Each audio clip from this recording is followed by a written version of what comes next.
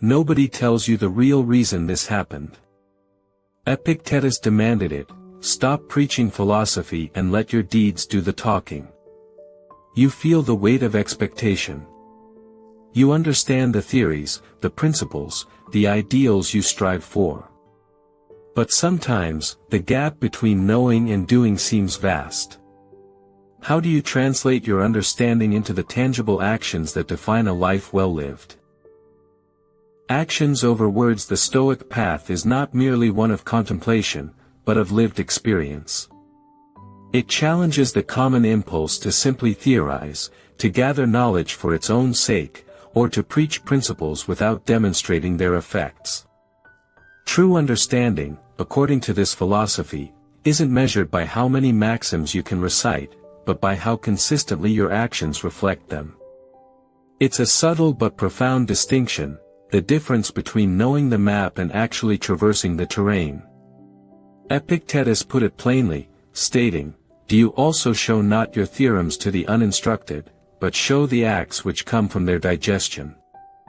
This isn't an invitation to perform for others, but a directive to internalize wisdom so deeply that it naturally manifests in your conduct. It suggests that the most powerful lesson you can offer, to yourself and to the world, is the tangible evidence of a philosophy put into practice. This approach inherently shifts our focus from what we say to what we do. Accepting reality. This approach inherently shifts our focus from what we say to what we do. Yet, the scope of our actions is not limitless. There are fundamental realities we must accept, boundaries to our influence that, if ignored, lead only to frustration. To strive against what cannot be changed is a fruitless endeavor, consuming energy that could be better spent elsewhere. We must discern what is truly within our power to affect and what lies beyond, for only then can our efforts be truly effective. Marcus Aurelius reminds us of this crucial distinction: to seek what is impossible is madness, and it is impossible that the bad should not do something of this kind. This isn't a call to resignation, but an invitation to wisdom, to direct our practical application of philosophy toward the fertile ground of what is possible, rather than the barren landscape of the unattainable. Understanding these inherent limitations allows us to channel our actions with greater precision and impact. The whole and the part. This precision in action also demands a holistic perspective. It's easy to focus on isolated virtues or to apply principles only in convenient situations, but true Stoic practice recognizes the interconnectedness of all things. Our actions don't occur in a vacuum, they ripple outward, influencing the greater whole. To restrict our virtue to only a part of our lives, to segment our integrity, is to diminish our potential and our responsibility to the world around us. We are not merely individuals acting for ourselves, but parts of a larger cosmic and human community. Seneca challenges this fragmented approach, asking, "Do you compel me to withdraw from the whole and restrict me to a part?" This question serves as a potent reminder that our commitment to philosophy must extend to every facet of our existence, embracing our role within the entirety of life's tapestry. Our actions, therefore, must reflect this expansive view, demonstrating a consistent and comprehensive application of our principles, not just convenient fragments. Humility in practice. Yet, the demonstration of virtue carries its own subtle peril, the temptation of pride. It is one thing to live according to principles, and another to perform those principles for an audience. True virtue finds its strength in its quiet consistency, not in its proclamation. Epictetus warns against this very human tendency to boast even about the simplest, most fundamental acts of self-control. When at a small cost you are supplied with everything for the body, do not be proud of this, nor, if you drink water, say on every occasion, "I drink water."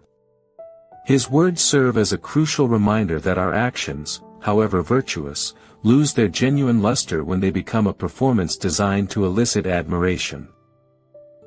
The value of our choices lies in their integrity and their contribution to our character, not in the applause they might generate. The genuine Stoic does not seek recognition for doing what is right, they simply do it.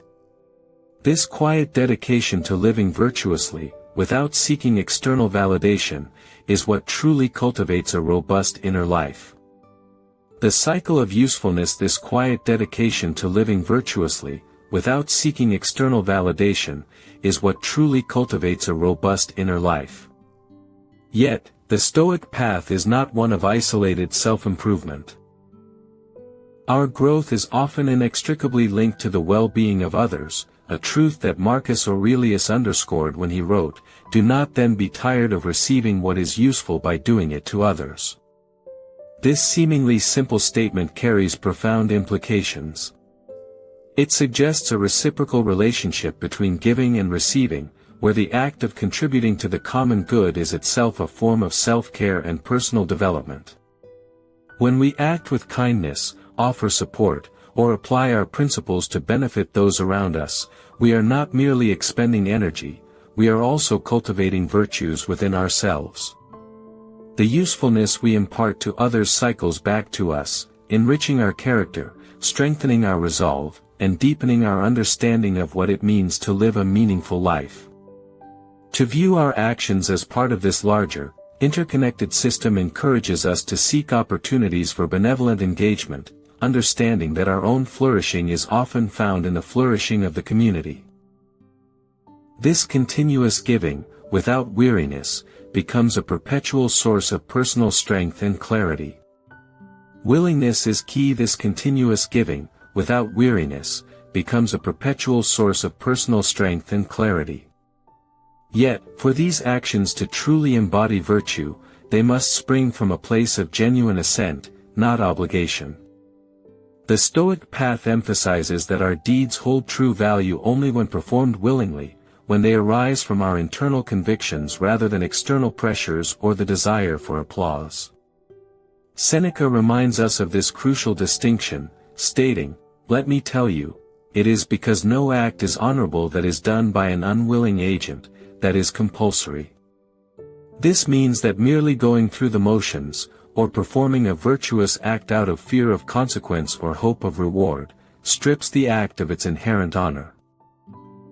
True virtue resides in the free choice, the inner agreement to do what is right, regardless of whether it is easy or popular. It is this internal willingness that transforms an ordinary action into a meaningful expression of character, aligning our will with the rational order of the world. Our actions, therefore, gain their power and integrity from the spirit in which they are undertaken. The nature of boasting, the true measure of our philosophy, then, lies not in what we profess, but in what we consistently do.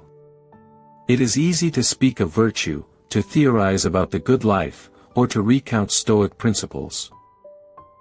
Yet, such proclamations often ring hollow if our actions do not reflect them. To boast about our inherent qualities or simple, expected acts is to fundamentally misunderstand the nature of virtue itself. Epictetus illustrates this with a touch of irony. If a horse when he is elated should say, "I am beautiful," one might endure it. A horse's beauty is inherent, it does not choose it. But for a human, virtue is a choice, a continuous effort. Boasting about it, particularly when it comes to the basic duties of a rational being, cheapens the act and reveals a desire for external validation rather than an inner commitment to excellence. Our actions should speak for themselves, quietly demonstrating the digestion of our philosophy, rather than loudly announcing it. The path of growth is not a sudden leap, but a steady, deliberate walk. It is a daily commitment to aligning your inner world with your outward conduct, refining your character through thoughtful action and quiet reflection. There is no finish line, only the ongoing journey of becoming. If these reflections resonate with your own journey, subscribe to join us as we continue to explore the timeless wisdom that guides us toward a more resilient and meaningful life.